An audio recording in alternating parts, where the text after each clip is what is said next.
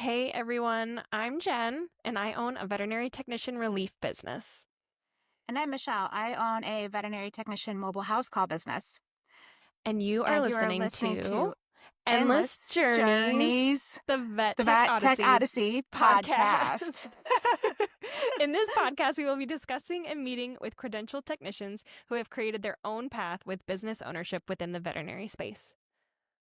Our goal is to help inspire burnt out vet techs before they leave the industry altogether through our stories and the stories of other vet tech business owners.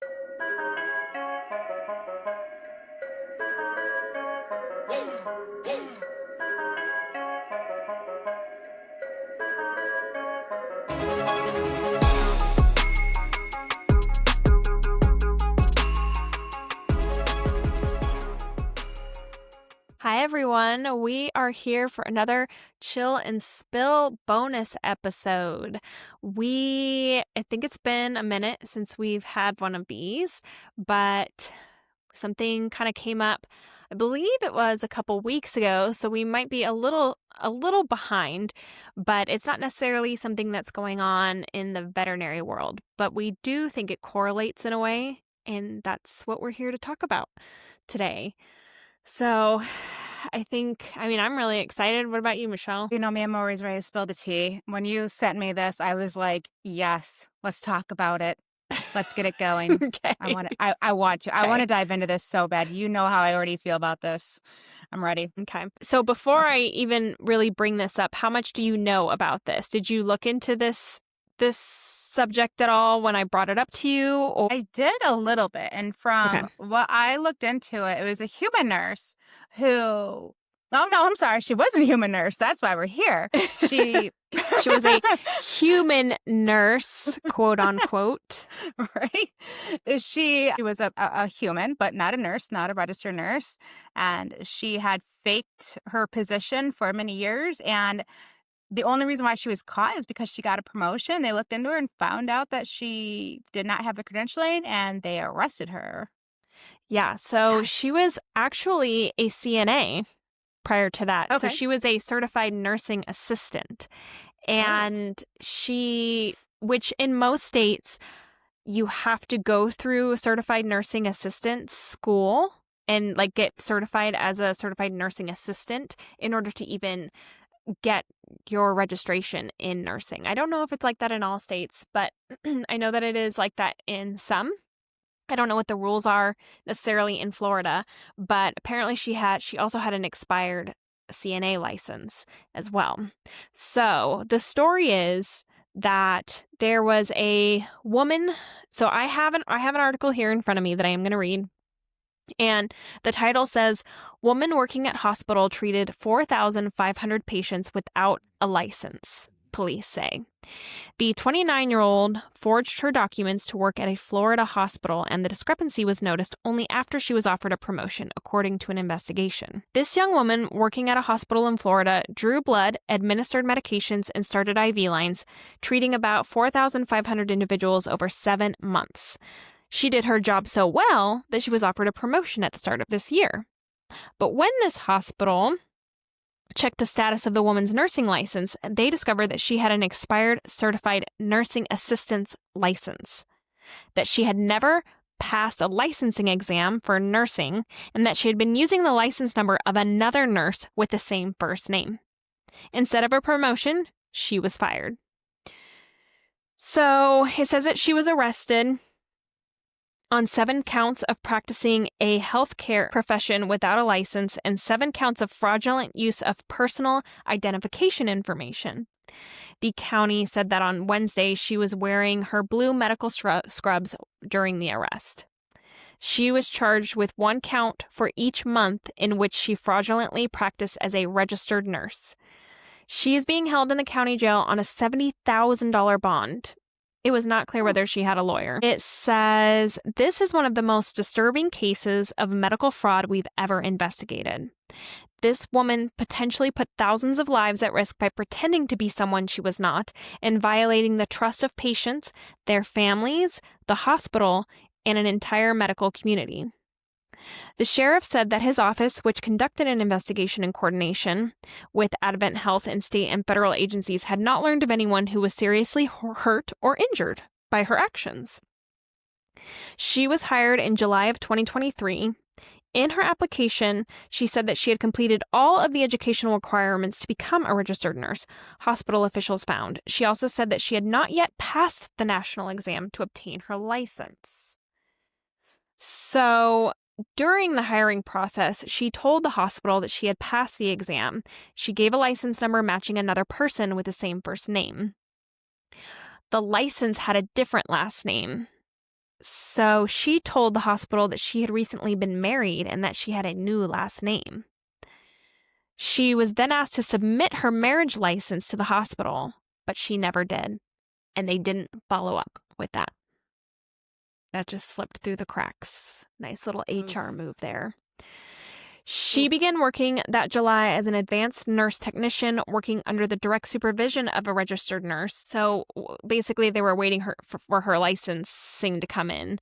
And becoming a licensed registered nurse was an expectation upon her accepting that job.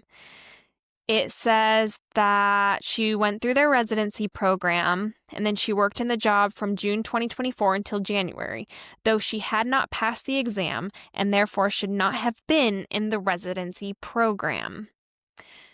But then she was offered a promotion to charge nurse, and which is a registered nurse who assumes leadership responsibilities over a specific unit or shift. And then after the promotion offer, that's when they discovered that she had never provided her marriage license as originally requested, and then she was fired because then she failed to confirm her identity. And it says here, the investigation found that Miss Bardisa had attended nursing school with the other nurse who was also employed by the hospital, but at a different hospital. The two did not personally know each other, the detective said. They determined that she had participated in giving medical services to almost 5,000 individuals during that time. So it was just a lot of a mix-up, people not going through and making sure that she had the right credentials, had the right paperwork, and it sounds like she just slipped right through the cracks. And and obviously she's going to jail for this. This is a big deal. And I thought it was interesting because when everything first happened, I automatically thought about, credentialed veterinary technicians and not credentialed veterinary technicians or assistants. And basically saying that this is such a big deal that she got arrested for it, but people in our field do it all the time. So why is it a big deal for them, but it's not a big deal for us? And I also thought it was interesting because when it first came out, I read a lot of the comments, and there were a lot of people making snide comments saying, well, it sounds like she was really good at her job, and it sounds like she didn't hurt anybody, and it sounds like she didn't make any mistakes. So I guess you don't really need to go to nursing school. Which she did go to nursing school. She just didn't pass the exam. So there's also that gray area there as well. She did go to nursing school, so she did go through all of that, but she never took her exam to pass it. So if you think about it, she goes, so people were saying that. It's like, well, she did go to school, but there are people in our field that don't even go to school, and they're allowed to do the exact same things that nurses are allowed to do. And you have these people saying these things, and it's like, okay, so are you truly comfortable with that? When these people were like, oh, well, it sounds like she was still really good at her job, so what's the big deal? Okay, what's the big deal? So how would you like to know that somebody that's taking care of you and giving you these medications, or to know that, hey, you have a surgeon that's working on you, but they didn't really pass their board exam, so whatever. It's not a big deal. Till they mess up on you or your loved one, and then you go crazy and you sue the hospital, you sue the staff, and then you become so happy on social media. Exactly. Yes. It's all fun and games until you're the one off that is the injured party. Right. Yeah. And if you think about how many credentialed medical professionals there are that do make mistakes. And then you think about the fact that we allow uncredentialed m- medical people to perform the same things that they didn't even go to school. So how many mistakes are they making as compared to people who are credentialed? Yes. I mean, I myself made a mistake a one time. I mean, I probably made more, but at least the one I know about, I made a mistake one time and I owned up to it. We fixed it right away. But I also know of a lot of assistants that I've caught making mistakes, switching up vaccines. Like I've watched a technician almost put a Bordetella vaccine into a cat appointment room back in like 2014. So I've seen mistakes on both ends. Like I'm not perfect. You're not. We've all had missed. We've all came very close to mistakes, if not doing Right. mistakes. But again, the general public, and I work with the general public so intimately, they have no clue about the lack of standards our industry has. Mm-hmm. They think that every technician went to school. They believe that there's some sort of standard. They believe that anybody can be a technician. I have seen an array of answers from my clients over the years of what they believe a veterinary technician is. And it's very shocking and it's very alarming. And when I tell them all that entails, they often have this look of like disbelief on their face. Mm-hmm. And I've corrected a lot of clients. And I know one time I overcorrected a client and that they fired me after that, but I go down in flames. I taught them a lesson. I met them a few times and that was that when I was like, your niece is not a veterinary technician. And they never followed up with me. And that's fine. I stood my ground. But when it happens on the human side, everybody gets their damn panties in a bunch. Yeah. It's a big dang deal. It makes the freaking news. The woman's in jail. But in vet med, it's just, It happens every it's day. okay. Yeah, it's cool. It happens every day. And everyone's okay with it. Well, that's not true. But Yeah. they make it seem like everyone's okay with it. It's not a big deal. It's not that big of a deal. Okay, so then if it's not that big of a deal, then why don't we just do the same thing in human medicine? Right. Yeah. Why can't we have And the then, same I mean, standards? and I think that there are people who are kind of smartasses in a way where they're like, well, yeah, I wouldn't care if they're good at their job. Like if they were on the job trained and they, you know, so I I also want to address there was something that I found on LinkedIn where they were talking about this specific case and how important credentials are and how important that paperwork is and how important the schooling is. And they literally said credentialing isn't just paperwork, it's patient safety. Ooh. It's knowing that the people who are taking care of us or the people who are taking care of you, that they know what they're doing and they know why, and that they are going to take themselves seriously. Because when we, as licensed veterinary technicians, we take an oath the same as a veterinarian does. So when you become credentialed and you do that paperwork and you go and you do the schooling and you pass the exams, you are taking yourself seriously. You are taking your career seriously. You are taking your patient's safety seriously. Is it the same for people who don't go through all of that? How serious are they taking the job? Ooh, that's a good question, Jen. I think you're hitting some tough questions there. That's How a good I one. Yeah. how serious are you taking yourself? How serious are you taking the job? How committed are you to what you're doing? We are taking care of lives. We are taking care of people's precious pets. Imagine what your pet means to you. And now imagine somebody who, so like I said, this girl, she still went to school, which is why she Mm-hmm. probably didn't get caught. She went to school. She knew what the appropriate things were to do. And she had at least gotten that far. And I know that there are a lot of people out there who go to school and they can't pass the exam. And there's reasons for that. Obviously, people are not really good at taking exams. I know people who are really, really good at the job, but are horrible exam takers. So that's something that you can think about too. But what I'm saying is there are people that didn't even go to school. There are people that get hired off the street.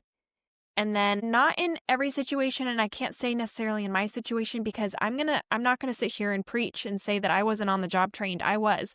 I was on the job trained and I worked as an assistant and I did things that I was not supposed to be doing because of the state that because Idaho was a state that didn't enforce that. And I wasn't thrown into anesthesia.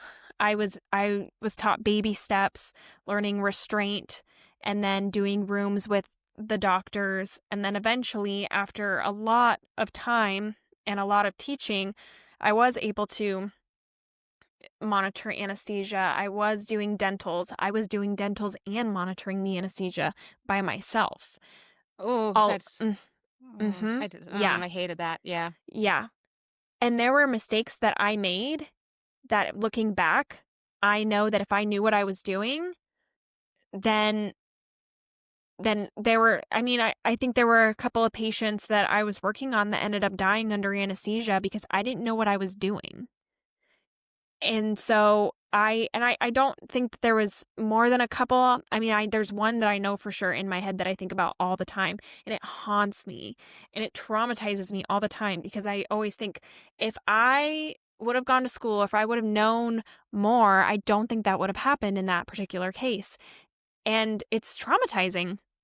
But I'm also reading up on these Facebook groups where there's these girls that, and a lot of them are anonymous, and they're saying, hey, I have questions about anesthesia because there's a lot that I don't know. And now I'm about to, they're putting me in surgery. And I really don't know that much. And so then they're going to the freaking Facebook groups and they're asking the girls, what's an appropriate respiration rate under anesthesia? What's an appropriate heart rate for anesthesia? What am I looking for? What are the signs? And it's mind-boggling and it's scary. Scary. And like I said, I know how I feel about my pets.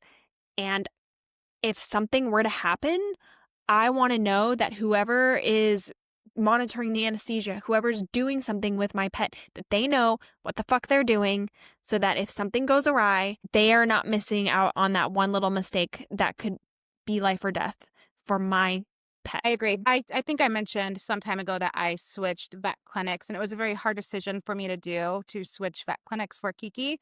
And one of the driving forces was because I found out that none of the staff there were licensed technicians. Now, normally, is that a big deal? No. But here's the thing. Kiki goes under anesthesia every year for a dental. She's a Yorkie. I keep up on her teeth very well. And the thought of having somebody who's 18 years old graduate from a local high school, come on in, watch it for a few months, and then be doing a dental while monitoring anesthesia went through my head. And I started to get a little nervous about that. Actually, no, Yep. I got a lot nervous about that.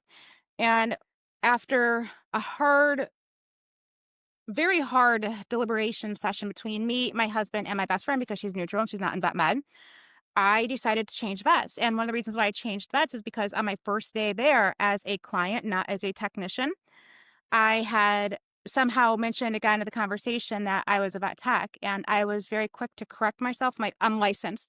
And the new doc, who I swear he just graduated vet school like yesterday, he was like, well, here we don't do that. I don't want to ruffle your feathers, but we either have assistants or technicians. And I'm like, I'm your client. So what he was trying to tell me was assistants do their job and technicians are technicians. There is no unlicensed technicians. There is no licensed technicians. A tech is a tech and assistant is an assistant.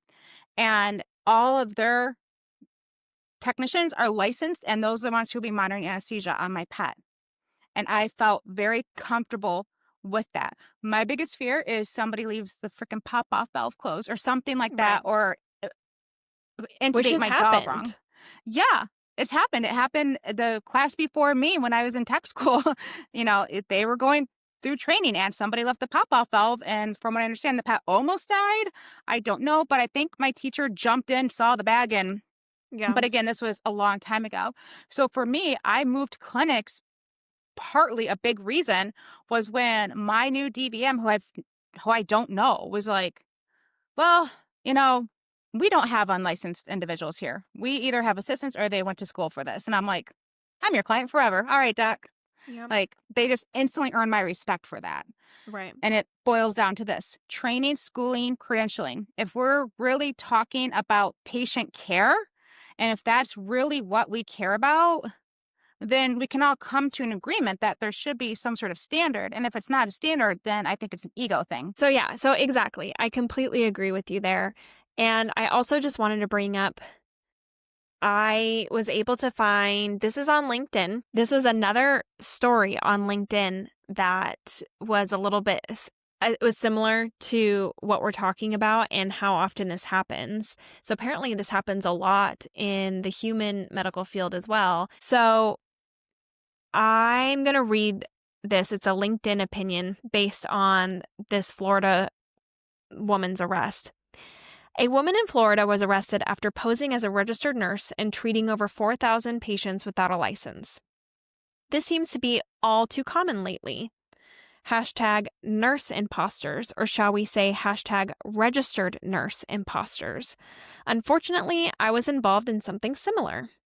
One day, my medical assistant asked me if I could mentor her to be a pediatric nurse practitioner. She said I told her she had to get her prerequisites for nursing school, get accepted to nursing school, and finish a nursing program, ADN/BSN, then apply to get accepted to a nursing practitioner program.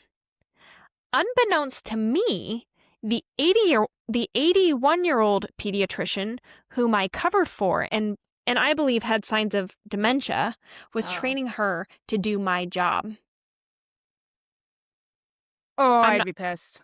I'm not sure what was happening when I was not at the clinic, but I'm guessing this medical assistant was doing my job while the doctor was napping in his office. I later found out that she identified herself as a pediatric nurse on her Instagram profile. I reported the incident to the medical director, and at first he didn't believe me. Story of my life. But when I showed him her Instagram profile, he confronted the medical assistant. I reported the case to the CABRN. An investigator with no healthcare background or knowledge of what nurse practitioners do came out to interview me. Several months later, I received an email from another non-nurse stating that because the medical assistant's Instagram didn't read registered nurse, they were no longer pursuing the case. This just makes me roll my eyes. Do better, California. And it took more than a year for the above nurse to get caught. Sure, you can mimic nursing care, but if you don't understand why you're doing certain things, that's just crazy. Why anyone would want to practice nursing without the basic knowledge and actual education is beyond me. And this was written by Ursilia Pompilio, RN MSN PNP. She sounds very educated. I like it. She's got a lot of credentialing behind her. Yeah. Well, good for her for standing up and reporting that. Thank you. Mm-hmm. Yep. So this obviously this happens a lot, and I just from what she said at the end of why would anyone want to practice nursing without the basic knowledge and actual education is beyond me. Why? Why? Oh, sorry. Why? So, I mean, just think about that statement for just a little bit, just to sit there and say, why wouldn't you want to go to school? Why wouldn't you want to become more educated? Why wouldn't you want to know more? Why wouldn't you want to know the background knowledge of what we're doing and why we're doing it? And if you don't want to know those things, then is it really for you? I'm going to say no, and I'm going to say ego is involved. That's what I'm going to say. I'm going to say you want the title, you want the recognition, you want the pat on the back from the public because you're a nurse, but you don't want to work for it because you think you know what you don't know until you find out that you don't know it. That's what I think. Right. And I want to go back to what you were saying about the ego thing, because I think from what I've heard, a lot of assistants who call themselves unlicensed technicians say that licensed technicians, for us, it's all about our ego. And Mhm. we're trying to prove that we're better than them. And we're trying to prove something with our license. And that's not what it is at all. And I'm gonna say that right here, right now. It is not about ego. It is about, first of all, being proud of what we've done, because it is a lot of work and it's not easy to do. Because if it was, then everybody would be licensed. If it was Yeah. easy, and then this even wouldn't even be a conversation. So this isn't even something that we would be arguing about, because all of our unlicensed technicians would be licensed technicians. Like, Mhm. that's just the way that that goes. So it's not about ego. It's about holding a standard for ourselves and for our patients and for veterinary medicine in general. Because then it always goes back to, well, we don't get the respect that we deserve. We don't get paid what we deserve. We don't respect ourselves enough because we allow assistants to do things that only licensed technicians should do. So Mhm. we got what we deserve at this point in time. If we're not going to fight for the standard of licensed technicians, then we're getting what we deserve. This is why we have to work multiple jobs in order to make ends meet, because we don't respect ourselves enough to become licensed. We are the only medical profession that does not hold the standard of saying that we need to be a licensed medical professional in order to perform these tasks. And half of the people that are unlicensed and are doing it don't think it's that big of a deal. Yeah. They think that it's okay.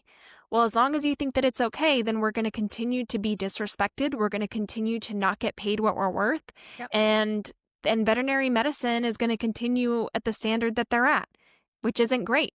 And imagine how much money people are spending and how much money people are complaining that they're spending on their pets all the time. They're always talking about how their vet bills are so expensive and you're paying all of this money. And then to know that not only are you paying all this money, but you're paying this money to people who aren't really 100% educated on what they're doing, and they don't Mhm. really know 100% what they're doing or the reasons why they're doing it.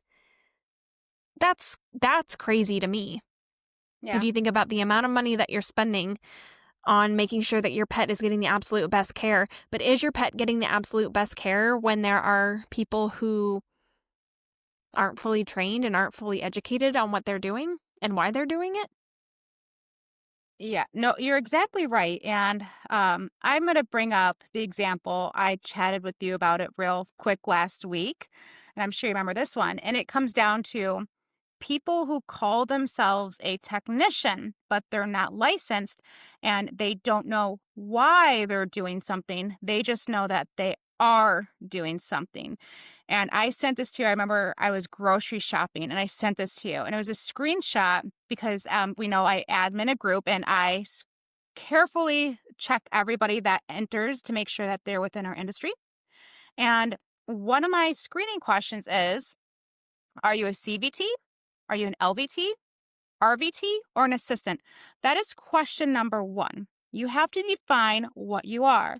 I think it is question 3 that says, what does TNTC stand for? Now, when we go back to question 1, most people would say, I'm a CVT, RVT, an assistant, whatever. But I do get people that boldly put in there, I'm an unlicensed technician. Well, that's not an option in question 1. Question 1 says RVT, CVT, LVT, or an assistant. So you boldly choose unlicensed technician, unregistered technician, whatever, tech. And I decline those guys because I do allow veterinary assistants in, veterinary assistants I love, but unlicensed technicians, that's a no. And that is because I asked you in question number 1, which one are you? So you're not being humble, in my opinion. But then I had one gal who I showed this to you, Jen, before our episode, who said that she was an unlicensed technician. And then too numerous to count, she said, I don't know. And that blew me away. That Oh, right no, no, no. there. No, no, no. She wrote toenail trim. Oh, that's right. That's right. She did. Thank you for the reminder. That's right. See, I get a lot of requests a day, so sometimes I do forget. Yeah. Um, yeah, she wrote toenail trim. You guys, like day one in tech school and diagnostics, we learned that two numbers to count is not your college body count, y'all. That is when we are looking at slides under the microscope and we're trying to get a definite number for our doctors. And that one just blew me away when she was so bold to say, I'm an unlicensed technician. However, I don't even know what TNTC stands for. And that right there is an example to me of clients don't know that they're paying top quality dollars for subpar training. And that's where a lot of this comes into play. Mm-hmm. That example right there, two numbers to count, that's a toenail trim, but yet we're a technician screaming red flags. It, I mean, I sent it to you and I'm like, what the Yeah. It's an example of what you're talking about. Right. Right. And then we want to talk about underutilization, right? So, and we have this conversation in almost every single episode that we've had so far. We talk about underutilization. Well, yeah, we're underutilized because our doctors don't trust us. And our doctors don't trust us because half of us aren't licensed. I wouldn't trust us either to do things that we should be doing because we're not licensed. So the doctors are like, well, hell no, I'm not going to use them to do those things. They didn't go to school for it. So why? And so then licensed technicians are also getting punished for that because, yeah, we went to school, but at the same time, like doctors are so set in their ways of them doing everything anyway. And people are so sue happy anyway that it's safer just to have the doctor do it anyway. And how are we supposed to gain that trust when, I mean, it's all full circle. I feel like it's all full circle. And I've had assistants who have talked to me and they've given me all the reasons of why they think it's a waste of time to become licensed, why they don't think they should become licensed, or why should I become licensed when I'm already allowed to do what a licensed technician is allowed to do? Because of the things that you complain about. Mm-hmm. That's why every single complaint that comes out of your mouth of how much of a struggle veterinary medicine is, how we get no respect, how people don't know what we do, how very little pay we get. Those are all of the reasons why you should become licensed. Yeah. And I feel like, and you probably feel it too, like we're too busy fighting against each other, unlicensed versus licensed, assistant versus tech. We're Oh my pitted gosh. against each other. It's such a waste of time. Yes. Yes. And again, like we're not sitting here saying that we're better than assistants. No. We're not saying that at all. Assistants, you guys do so many important things, and veterinarians wouldn't be able to survive without you. I wouldn't be able to survive without my assistants. My assistants are amazing. They help me so much, and my assistants help me they do so much that I can focus on technician things that I need to do as well. And that's how everyone works as a team. And I don't think that I'm better than my assistants at all. And I mean, unless there are assistants out there that want to speak out against me, I'm going to say right now, I treat my assistants very, very well. I give my assistants, so a lot of times the assistants do the restraint for me. And I am always trying to very attentive with my assistants, where when they are restraining for me, I tell them, do you feel comfortable? Are you good where you're at? How do you want to hold? Do you want to hold up on the table? Do you want to hold down on the floor? And they always go, well, whatever you want. And I said, no, it's not about me. You're the one that's holding. You're the one that's doing the restraint process right now. So I want you to do what you're comfortable with. Or if they feel like they need to muzzle, if they're like, oh, I just don't know, I wonder if we should muzzle. I say, okay, we'll grab a muzzle. That's totally fine. Because at the end of the day, it's about you and what you feel comfortable with, not about me. I'm not the one that's holding the animal, because at the end of the day, if the animal tries to bite, it's going to bite them before it bites me. So I'm totally respectful of my assistants in that way. And I'm always asking them, are you good? What do you need help with? Once I'm doing the things once I'm finished doing my tech things, I'm always back and I'm asking them, okay, what do you guys need help with? So I I don't we don't think we're better than assistants. No. But at the end of the day, we do deserve the respect of saying that, heck yeah, we went to school and we did become licensed for it. And Mhm. that's not a crime. We're Yeah. allowed to be proud of what we've accomplished. That's Mhm. okay. And if us being proud of what we accomplished makes you feel bad about yourself, that's you. That's not us. That's something that you have to deal with within yourself.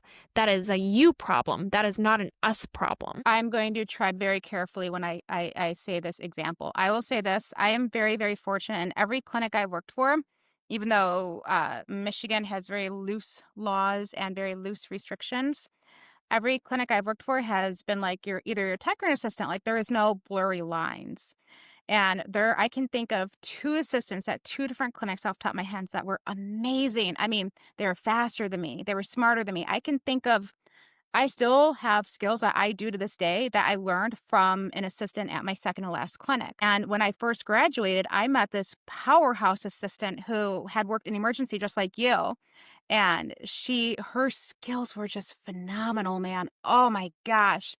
And I was a pretty new tech. So, you know, and to this day, even towards the end of my clinic career, she could probably still run circles around me because she'd been in it for so much longer. She had worked in emergency. Her skills are just phenomenal.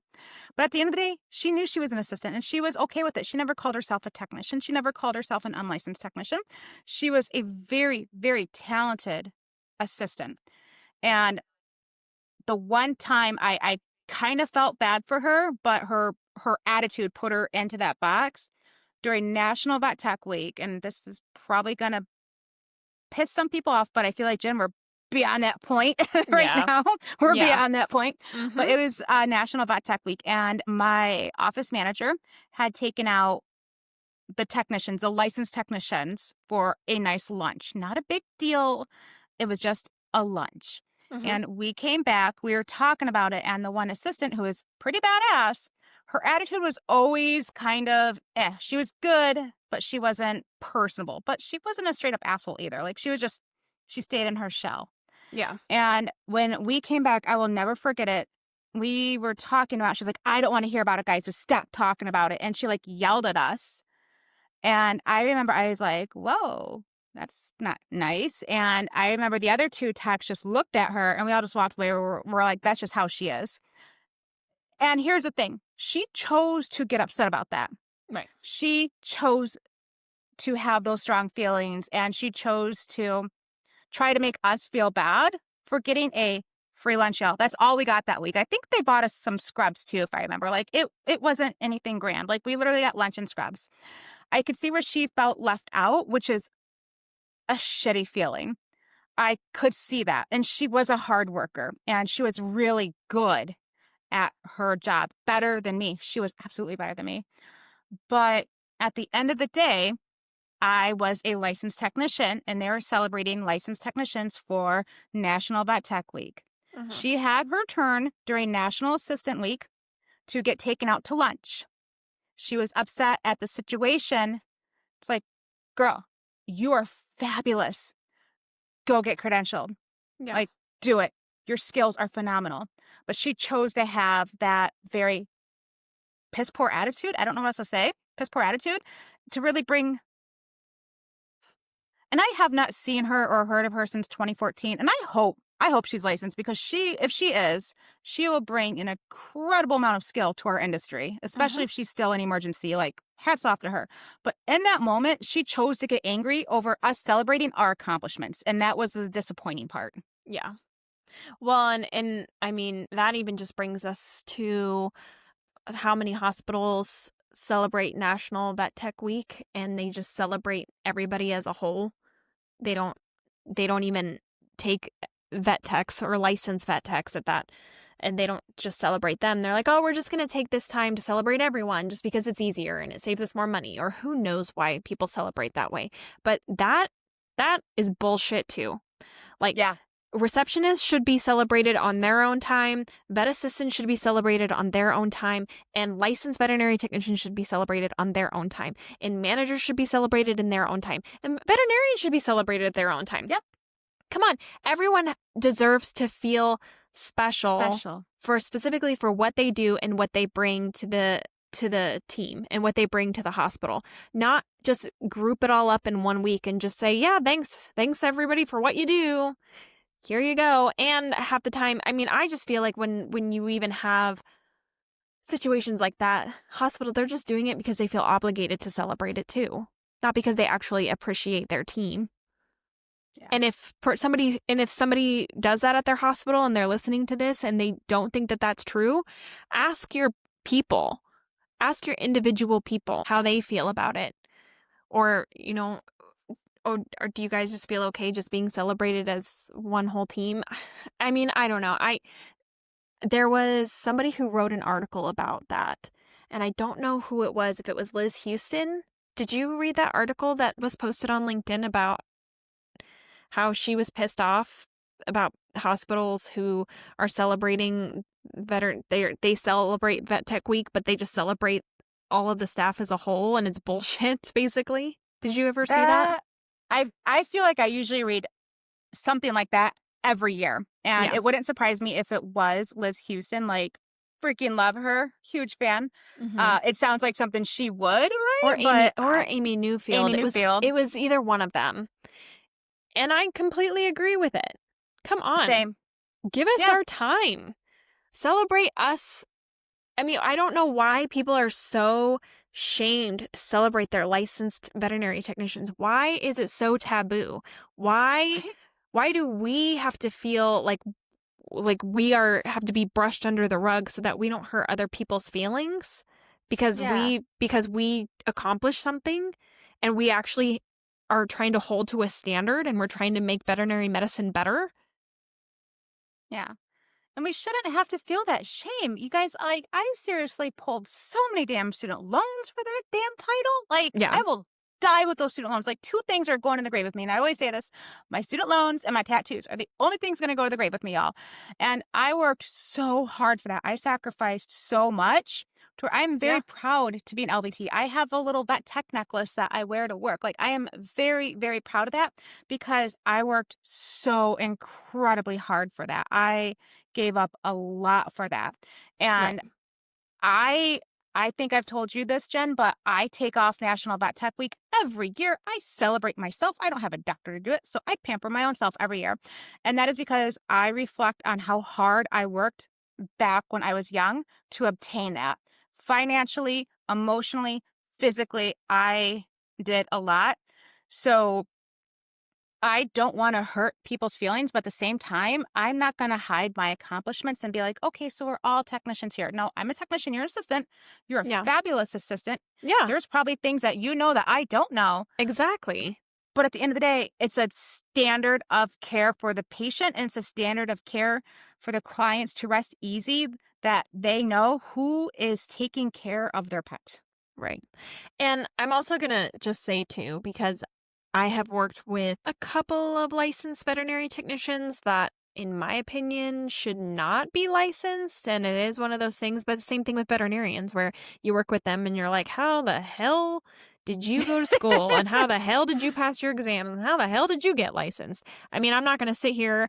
I mean, like I said, we're putting all transparency out here. Okay, so I'm going to talk about it all. There have been licensed veterinary technicians that I'm like, I would not let you touch my pet with a 7-foot pole. I wouldn't. There are veterinarians out there that I would not let touch my pet. I got one. So I'm not going to sit here and also say that every single licensed medical professional deserves to be working in this field and I mean, no, absolutely not. I'm not going to sit here and say that either. There are some licensed medical professionals that should not be doing what they are doing and can't really be trusted. And I've worked with a few, but it's not the majority. And again, and just like Michelle said, if you are an assistant and you are badass and in your head you're like, well, I could run circles around so many licensed technicians and and I know that I'm better than that. I do my work better than licensed technicians, and then go and get licensed. What's stopping you? Yeah. What's stopping you? Every excuse in the book, Hmm. every excuse that's coming in your head right now, it's an excuse. If you wanted it bad enough, then you would do it. Yep. You would say, oh, well, I have to sacrifice this. We all sacrifice something in order to become Okay. licensed. Every single one of us. It wasn't easy. We sacrificed time. Some people sacrificed where they were living. Some people sacrificed money that they don't have. Everything is a sacrifice. If you want something bad enough, you're going to have to give up something. It's going to be hard. It's not going to be easy. So don't sit there and try to make us feel bad for having a license. It's the same thing with people who own their own businesses and are successful and then have money and then are able to have the freedom of what they want. We all take risks. Everything is a risk. So you can't sit there and say, well, that must be nice. Yeah, it is nice. But we also took the risk for it. We also sacrificed things for it. We worked hard for it. It is nice. Thank you. Yes, it is. It is. And yeah, sacrificing. And I think of like human doctors, they sacrifice so much to earn that lifestyle. And I feel like a lot of people look at human doctors like, oh, it must be nice to have a lake house and a boat. And it's like, do you know how much money like their medical malpractice insurance is? Yeah. Like, that's probably more than my mortgage. Okay. And it's, they work so incredibly hard for that, that yes, they deserve that lifestyle because from the ages of 18 to about 32, they It was got their 5 whole hours of life. sleep a week. Yep, it was all they did. So, yes, in their later years when they were finally able to practice medicine, by golly, they're like, I worked so hard. I got 5 hours of sleep in the past month. I'm going to go buy myself a damn boat. Mm-hmm. Go right ahead because you earned that because you sacrificed so much. Right. And it's, again, you work hard, you make sacrifices, it pays off. Mm-hmm. It does. And some people don't take high risk. I know, I can't remember. There was another vet tech I talked to who's starting their own business and said high risk, high rewards, something like that. And I feel like it's almost like the same correlation. We took a higher risk, so we're going to get a higher reward. We're going to get the title and we're going to get higher pay. But we also have more opportunities. I mean, that's not a lie. Licensed veterinary technicians, credentialed veterinary technicians, we have more opportunity than assistants do. As an assistant, yes, you might be able to practice as a technician with where you're living, but do you want to live there forever? Do you want to feel stuck? If that's the only hospital that you're allowed to use your skills, then you're stuck at that hospital for the rest of your Yeah. life, because then if you go somewhere else, then you're not allowed to do that. And that's limiting yourself. That's limiting yourself not only in your career, but in your life too. And I know that that was one of the biggest reasons why I became licensed, because I had every Tom, Dick, and Jerry trying to convince me that there was no reason that I needed to become licensed. I was wasting my time. I was wasting my money. I was wasting my energy. And I just didn't listen. And I had some people tell me that it was never going to happen, that I was never going to become Oh, licensed. Oh, yeah. really? Oh, yeah. Mm-hmm. I definitely had some people in my life tell me that I was never going to become licensed, or that I was never going to be very good. And I just didn't listen to them. Oh, good. I just didn't listen, because I knew at the end of the day, if I wanted it bad enough, that I was going to do what I needed to do. And I had my reasons. And one of my biggest reasons was like, well, I don't know if I'm going to be here forever. And if I move to a different state where there is a law that I can't practice, because I mean, I thought of it, because I was the same way, where I was like, oh man, I'm an assistant, but I know how to do tech things. And I could run circles around that licensed technician. And so I had that thought in myself. And then I'm like, okay, so then I'm going to go do it. And I'm going to become licensed, because I know that I can do it. And I know that I didn't want to limit myself if I ever had to move. And I have job security now. And even as a licensed relief technician, I've had states that I'm not licensed in, but they will look at my license in Washington and Idaho and be like, you're licensed. You took the VT&E national exam. it's fine. I feel like your story is a so much more better story than mine about why you became licensed because like you said, you were I can run circles around these license tags. I can do this, I can do that. And you had people whispering in your ear telling you, "Nah, you don't need to get licensed." But you overcame that. And you're an example of like what I feel like we should all do for the industry. Like, yes, your skills are there and you're good. You're wonderful. But don't you want to elevate yourself for yourself, which is what you did, Jen. You went into this as an assistant who's doing tech things and you saw the potential within yourself and wanted to do better. And that's what I think at the end of the day is what we want for this profession is for people to want to thrive, to do better for ourselves and for the patients and for the profession as a whole. Yeah, and the type of technician that I became once I finished school and passed the VT&E, the amount of information that I learned and the next level basically that brought me up to the type of technician that I was to who I am now. I mean, you can't get that without going to school and taking that exam. I learned so much more. And it was awesome to know, like, okay, now I know why I'm doing this. Whereas before, it was more of like, oh, they just tell you this is how you do it, but they don't really tell you why. Or if they do tell you why, they say it in a way where maybe you don't truly understand until you actually go to school for it and you actually learn the physics behind it or the physiology behind it. And I don't know. That's how I feel. That's how I feel about it. And like I said, I'm coming into this speaking that way as someone who was on the job trained assistant who did things that I shouldn't have done. And I can't change that. I can't change that about my past. But what I can say is that we can do better as a whole. And I think on the job training, I think on the job training is amazing, and I think that's where you're going to learn how to be the best technician that you can be is on the job training, obviously, but that can't be all that it is. We need to have a standard. And again, I mean, I can say it all day that we will never get the pay that we deserve and we will never get the respect that we feel like we deserve until we hold ourselves up to that standard. And again, like I also said, it's a no-brainer. It's not about ego. It's not about that we think that we're better than assistants. It's about holding our profession up to the standard.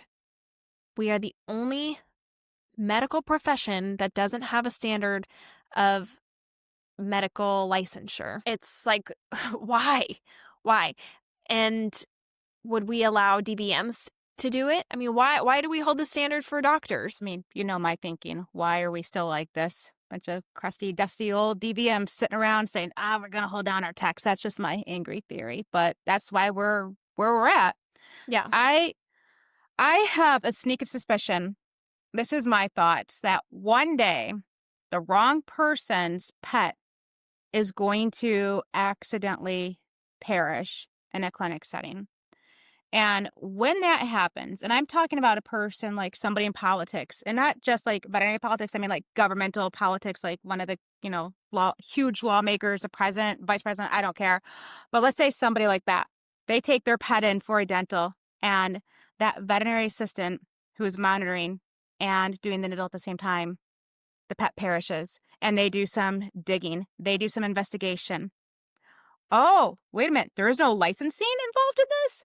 And then that's when things are going to pop up, is when it's somebody who matters on a massive level, their pet dies at a hospital. I think that's when we will actually get some sort of ruckus in the industry. It's like when it affects the people who are, how should I say this, Jen? When it affects people with big voices. Yeah. Yeah. Yeah. Unfortunately, I think that's what's gonna start it. Yeah. Yep. I mean, yeah, definitely. I can definitely see that. Another thing that I wanted to address with this is when this came out, I was waiting to hear if any other veterinary professionals had anything to say about this specific case that happened in Florida. And there were, on my end anyway, there were crickets. There was nobody talking about this. No one. And unless I missed it, if one of our listeners has something, send it our way, please, because I literally heard crickets on this. There was only one LinkedIn post that I saw from a veterinary professional. And unfortunately, when I did the screenshot, when I did the screenshot, her name is off of it. So I can't give her the credit as to who said this, unfortunately. I'm really sorry. I didn't realize it until I was going through, but I do just want to say out loud what she wrote. And she wrote, "For the record, unlicensed personnel treat animals every day. So why doesn't this make the news? A licensed veterinary technician will have no problem providing you with their license number. It was well earned. You wouldn't want your veterinarian performing surgery and prescribing medication without a license, would you? Here's some information. Licensed veterinary technicians, established over 50 years ago, yet people still don't know the entirety of this profession. A New York LVT must successfully graduate from an American Veterinary Medical Association, accredited college, and complete over 300 required and recommended skills. These skills cover multiple species, such as dogs, cats, horses, ruminants, avian, rats, rabbits, and mice. They then must take and pass a rigorous and expensive licensing exam of over 150 questions pertaining to nursing care, dentistry, anesthesia, pain management, communications, laboratory procedures, pharmacology, diagnostic imaging, surgical nursing, emergency, and critical care. I urge you to advocate for your pets. You are paying good money to be provided with competent care. Want to know more on how you can support LVTs? Drop me a message and we'll grab some coffee. Share and spread the word." And so she posted the article on that nurse. That was the Ooh. only thing I saw. And that's also why I reached out to Michelle, because when this happened, there were crickets on our side. And I was like, okay, so no one's talking about this on our side because it happens every day. Yeah. It's not a big deal in veterinary No. medicine. No, it's just another day at the office. Mm-hmm. It's just another day in the office. And I seen it a few times in some of the tech groups, and there were some comments here and there. I didn't see anything like crazy, but I feel like I saw it like maybe reposted a couple of times with thoughts, but there wasn't much conversation around it. And usually when we have these hot topics, there's like 100 plus comments in there and people are Yeah. going crazy. You were right, Jen. I saw it posted, but not a lot of people commented. And it's because it's like, well, it's just another day in the office. It's just how our industry is. And Well, yeah, and we don't want to hurt people's feelings, and we're so afraid of having these hard conversations, but these hard conversations need to be had in order for the change that we're looking for. And I'm not trying to hurt people's feelings, and that's not what this is about. It's about bettering veterinary medicine and having more of a standard for our patients and having a standard for yourself. Like, have a standard for yourself. If you think that you're better than a licensed veterinary technician, then prove it. Prove it to yourself. Prove it to yourself. Go out there and do it. What is stopping you? Every excuse in the book. It doesn't matter. If you want it that badly, then you'll make it happen. Because if you don't want anything badly enough, then you're not going to do it, and you're not going to have the motivation to do it. You can talk about how much you want to start a business. You can talk about how much money you want to make. But if you're not going to be willing to do the work, then it's not going to happen. And at the end of the day, that's on you. So if you think that you are better, then go out and prove that to yourself. And stop listening to what other people tell you. Well, my doctor said that I wasn't going to make that much money if I became licensed. Okay, well, why are you letting them dictate how much you're going to be getting paid and what your worth is? Why are you're going to let them dictate that to you for the rest of your life? Is that person even going to be in your life for the entirety of your life? That person that told you that it's a waste of your time? Yeah. Oh, you're right. I mean, you again, you're putting your value what your self-worth is on what one person or a few people say. Yeah. And that's not good either. Like, that's No. definitely not good. You got to value yourself on what you believe. And yeah, I mean, if you want to be what you want to be, you go make yourself better. Yeah. At the end of the day, you just make yourself better, and don't get upset when the people who do have their title want to protect that title for themselves. Mhm. Doesn't mean we're better. Doesn't mean we're egotistical. It doesn't mean we're arrogant assholes. I think that's what we all been called when we try to protect our title. Yep. I have gotten into many debates about this, and Jen, I know I told you this. I got a very good friend of mine.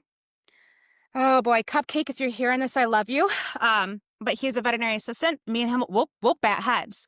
He worked in the veterinary industry for like 5-6 years. That's where I met him. He stood up at my wedding. Like, he was my man of bride on my side of the wedding. And he is like, I'm a veterinary technician. I'm like, no, you're a veterinary assistant. And he is a skilled assistant. But here's the thing. He hasn't been in vet med since like probably 2016 at this time. And he still refers to himself as a technician. And I'm like, Cupcake, you're an assistant. And I tell him this every time. I will give you my organs. If you need a kidney, I'm giving you my kidney. If you need a part of my liver, I will give you part of my liver. But I will not give you my freaking title for the God. I will give you anything else but my title. And me and him will bat around about it, but we stay away from that because me and him will just bat heads all day long. But I'm like, how could you say it? You worked in the industry for maybe 10 years. I think he worked for 2, maybe 3 clinics, I think. That does not compare to all the work and all the training that I have, that I put into gaining my knowledge to pass the VTNE. Again, I'll give him anything except for my title. He's my best friend. Well, and when you do the work, when you do all of that work and then you end up with that title and then you end up with the credentialing and then you are so proud of yourself and it's a whole new feeling where it's like, damn, like you did a lot of work to get there. It wasn't easy. It's not easy at all. Uh-uh. I tell people all the time, I'm like, not just anybody can do what we do, and not just anybody can become licensed. So the good thing too, God, Because that sounded bad, Jen. a lot of people think that our job is easy. Yeah, we Who- pet kittens all day, right? Mm-hmm. Yeah, they think that our job is easy. I can't tell you how many times I've heard people be like, oh, I could totally do that. And it makes me angry. Like, whatever, Sure. you have no idea. You have no clue what it's about. And how many people leave the field within after 5 to 7 years? 3 to I think 5 years? I think it's 4 to 6 now, actually. I think. Yep. Yeah. It's like, no, Yeah. it's If it was that easy, then we wouldn't be losing people. And yeah, I just I just really wanted to have this conversation, and I felt like somebody needed to say it, and I'm not afraid to be the one to say it. I'm not afraid to stir the pot here. Yeah, I got a feeling I probably ticked a few people off today, but I will at least say on behalf of Jen, at least with her, she comes from the point of view of, I was once doing the same thing and now look, I did become licensed. Mm-hmm. I can't speak on that because I just went straight into school, but let Jen be your inspiration. She chose to enhance her lifestyle and she chose to enhance her possibilities with her career. So Right. You if just you you are listening, open the door for more opportunities. yes, yes. Open up the door for more opportunities. And if you are listening to this and you do feel upset, ask yourself, why am I upset? Because again, look what Jen accomplished. Maybe me, because be mad at me because I came straight from tech school right into a clinic with no work. And I'm like, hi, how do I hit a vein? I just graduated tech school yesterday. I can get that. But Jen, totally different. She was once the unlicensed technician who decided to become licensed. So I think Jen deserves a huge round of applause for that at the very least, because she took that step for herself. Yeah, and then I can come back and I can see it all in full circle, and I can say, yes, I was once that person, but now I'm on the other side, and now I know, and now I can speak on why it's so important for us to hold that standard. I can't say that. So that's huge coming from you, Jen, because yeah, you have that point of view that I do not have. Yeah. And So, and again, I know a ton of wonderful assistants, same as you, who are not licensed, but they are so good, and I would trust them with my pet, yeah. and it's one of those things where it's like, get licensed, man. Like you're good at this. But I will say a lot of those people who are assistants and they're not licensed is because, well, I don't want to speak for them, but in some situations I've seen they're not completely serious about the job. They don't know if they want to do that the rest of their lives. They don't know if that's something that they want to commit to, which again goes back to what I said in the beginning of this episode.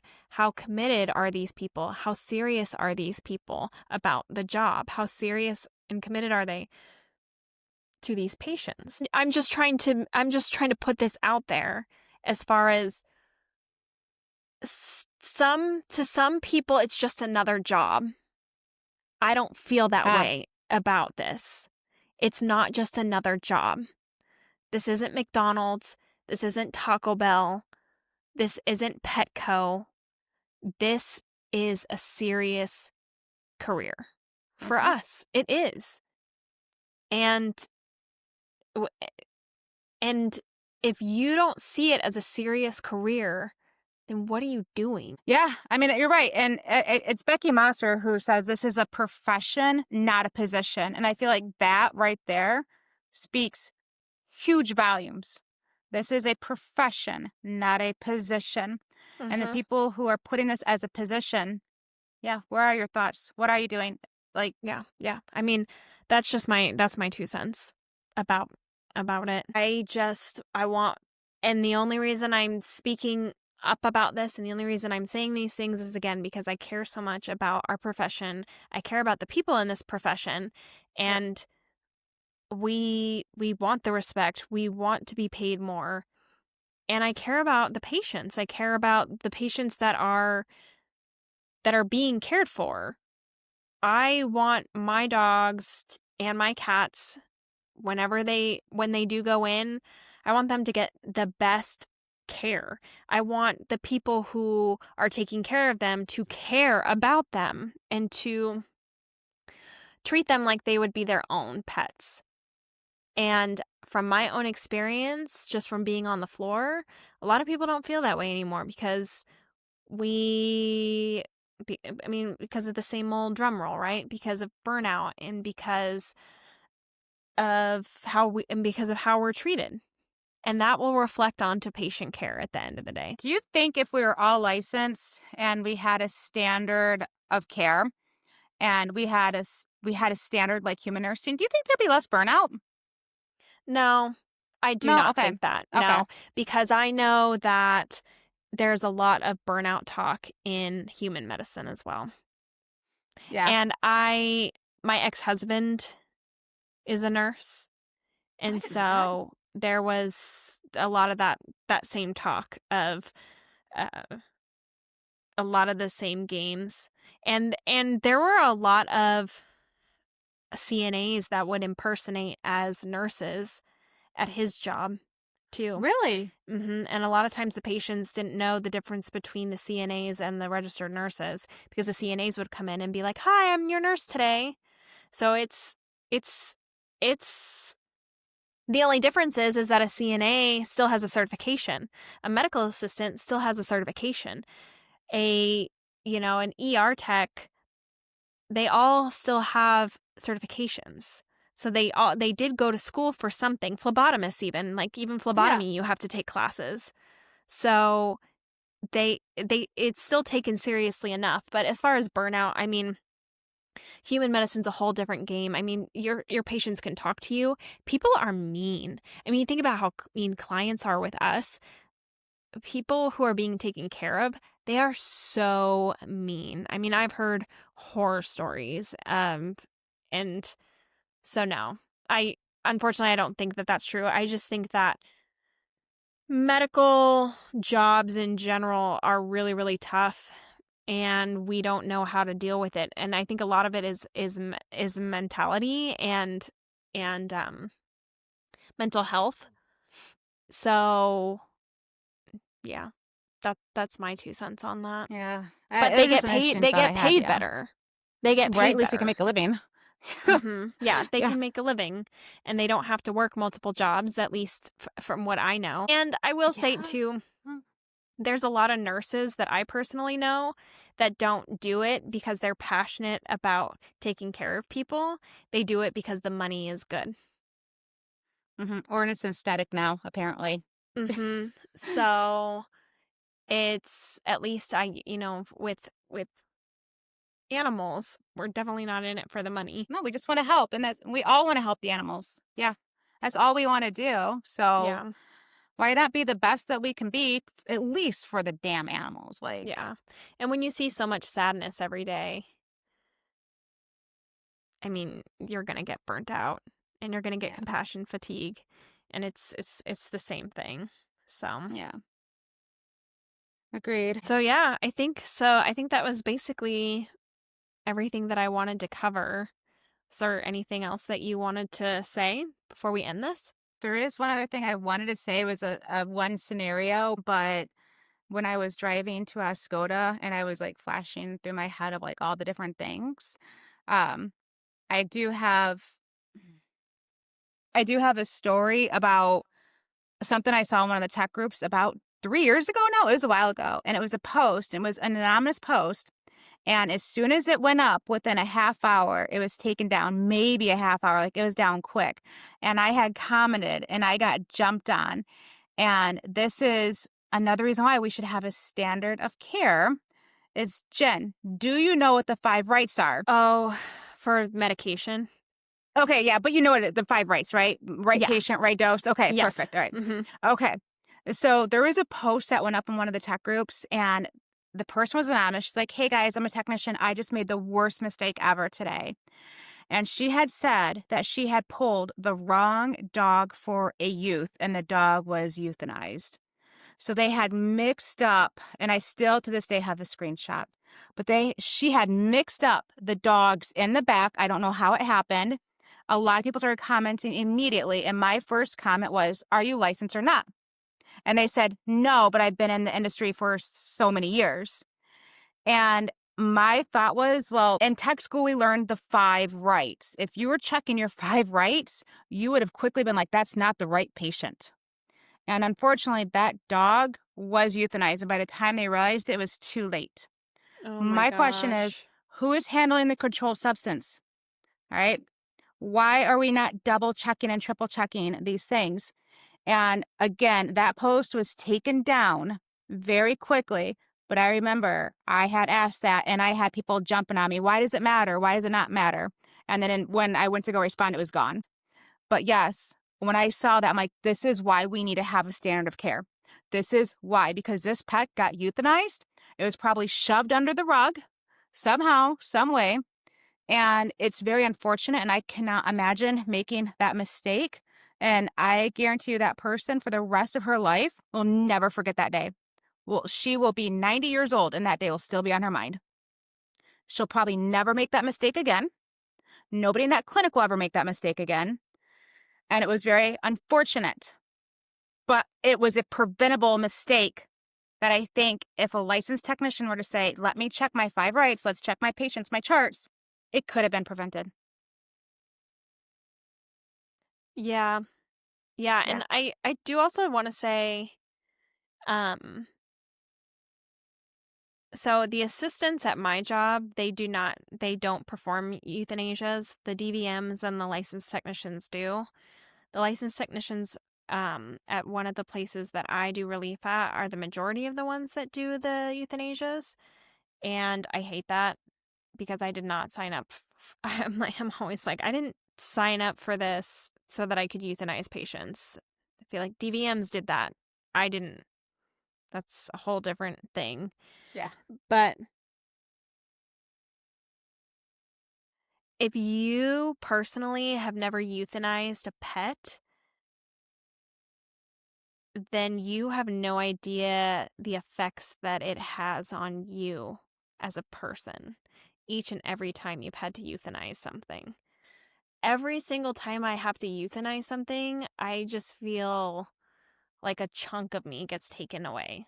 little by little, like ice, like an ice sculpture or something, like tiny, tiny little chunks. So if this assistant had never personally euthanized something, then maybe that's why she didn't double check. I mean, whenever I'm personally doing the euthanasia, I'm making sure that the name is matching up, that the owner has signed, and that everybody is, like everybody is agreeing to this.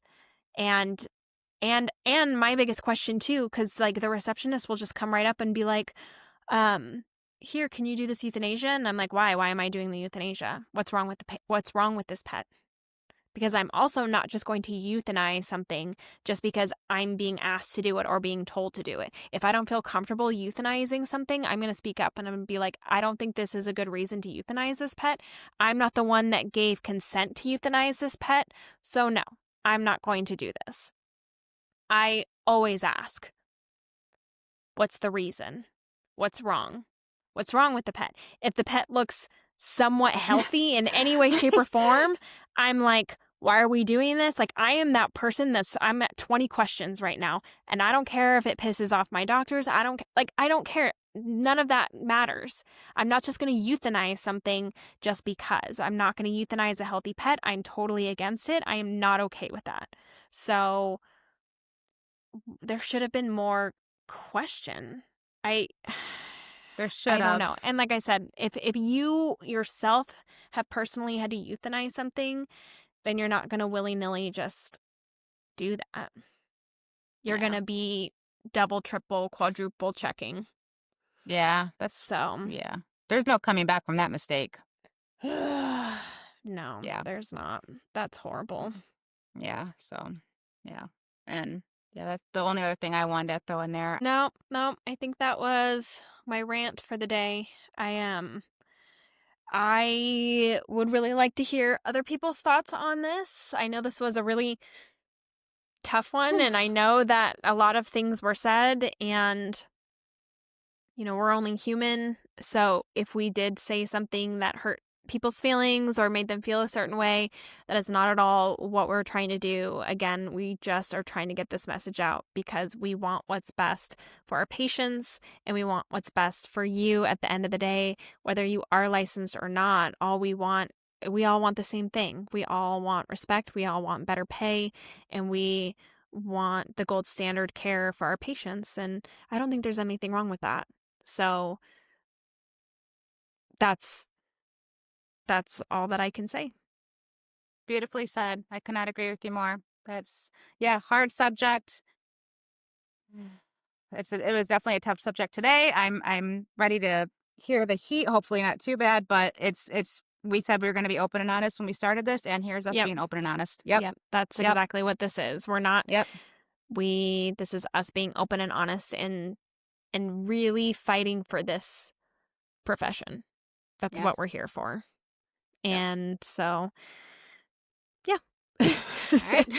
All right. Wraps it up, all right, everybody. you guys. I am going to go have a glass of wine after this conversation. I'm just going to say that right now. Yeah, me too, girl. That rum and coke is calling me. We will talk to you guys next time. Right. Bye.